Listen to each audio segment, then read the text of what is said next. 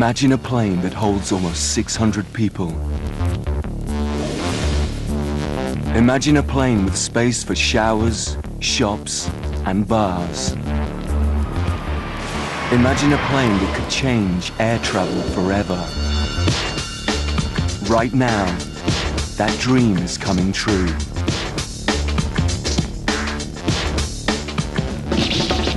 This is the inside story of a multi-billion-pound gamble. A game of high stakes, high technology, big machines, gigantic buildings. The creation of an airliner bigger, more powerful, more luxurious than anything ever seen. The Airbus A380.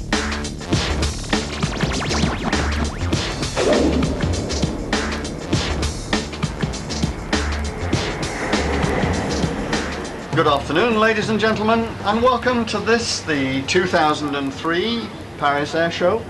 It's a beautiful afternoon here at Le Bourget for what is the first day of the Paris Air Show, France, June 2003. For people who build airliners, it's the most important event of the year.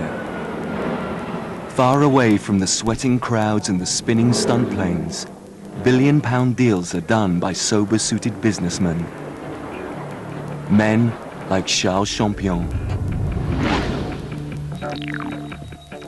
On his shoulders rests the fate of the company known as Airbus.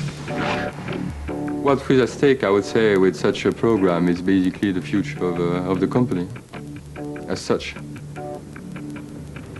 Really? Really. Two companies dominate the market. On the European side is Airbus, and there's the American giant Boeing. The two have been locked in a deadly battle for over 30 years. Now Airbus want to overshadow Boeing's entire product range and build a machine that will make the legendary 747, the jumbo jet, obsolete. Steve Chadwick. Steve Banks. Broughton, North Wales, November 2003. It's 6:30 a.m. Inside this brand new factory, Simon Shingler and his team are about to venture into the unknown. Mike Kilmy, H&S. I don't want anyone to get complacent. We need to make sure we're concentrating on what we're doing, else there will be a likelihood we'll bend something or hurt someone, and we can't afford for that. Over the last 5 months, more than 350 engineers have been working day and night, constructing the world's largest airliner wing.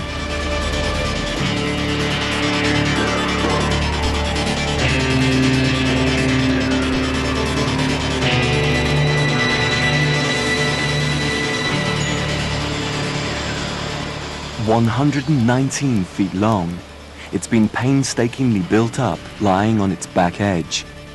It looks more like a ship than part of a plane. High-capacity, radio-controlled cranes are used to maneuver the components into position. Today is the day they lift the complete wing free of its supporting framework and get the chance to see the entire, enormous structure for the first time.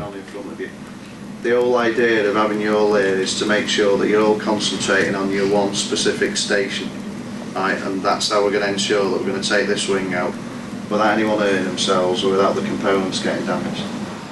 The wing, although longer and heavier than 2 articulated lorries parked end to end, is made to a tolerance of less than 0.5 millimeter. To damage it now would be a disaster. Everybody gets very excited, and it's easy to sort of leave one of the attachments in place or part of the tooling, because there's so many attachments around the periphery of the wing. If that happens, then it causes damage when it's being lifted. Lifting 30 tons of aluminium and carbon fiber is not a task to be taken lightly. When we're lifting this wing out, make sure all the mobile phones are turned off.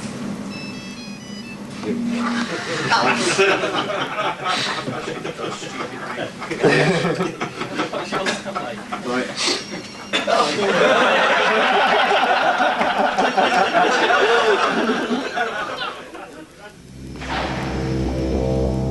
Building the world's biggest wing is the latest milestone in the short but eventful history of the company. It all started back in the 60s, when Spain, Britain, France and Germany joined forces to compete with the might of Boeing. The first Airbus took off on the 28th of October 1972. And since then, the range has expanded dramatically.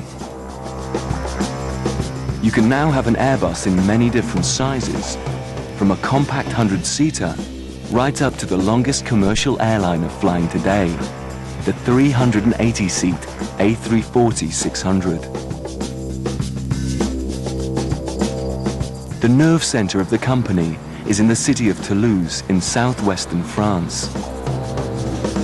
From here, Charles Champion controls nearly £6 billion worth of high-tech investment. If he fails to deliver the plane on time, it could be the end of Airbus. The buck really does stop with him. Airbus is riding on this, yes, definitely. Building such an aircraft, it's a bit like climbing a mountain. Yeah? You see the mountain in the distance. It looks, high, but not too high. And you start walking, and you got the first level, and then you say, "Ooh, this one was hard." And you got the next one. It's even harder, and so you see the summit. It's getting closer, but at the end of the day, there's still a lot to walk and a lot to climb. This business is not just about building airliners, it's about selling them first. And to do that, Airbus has built this giant showroom. The building contains full-scale demonstrators of each of its planes. In pride of place is the A380. John Leahy's worked for Airbus for 20 years. Now's his biggest challenge: to convince the airlines they should be spending a lot of money on a plane that has yet to fly. Why would you want to spend $265 million for something like this? Because it'll do something no other airplane in the world can do. And that's bring people 8,000 nautical miles in a level of comfort that's never been provided before. The purpose of all this is to whet the appetite of people such as Sir Richard Branson, head of Virgin Atlantic. I know that, the people... He's agreed to buy 6 planes based on assurances that they'll set new standards in performance and efficiency. It's incredible, isn't it? Oh dear. There are a lot of challenges when you're building a brand new aeroplane, but Airbus are a very, very professional company, and we would not be buying planes from Airbus if we didn't feel that we could trust them to deliver. Airbus are now facing an almighty challenge if they are to keep the promises they've made. We've done it before. We've been there. We know how to deliver, and we will this time as well.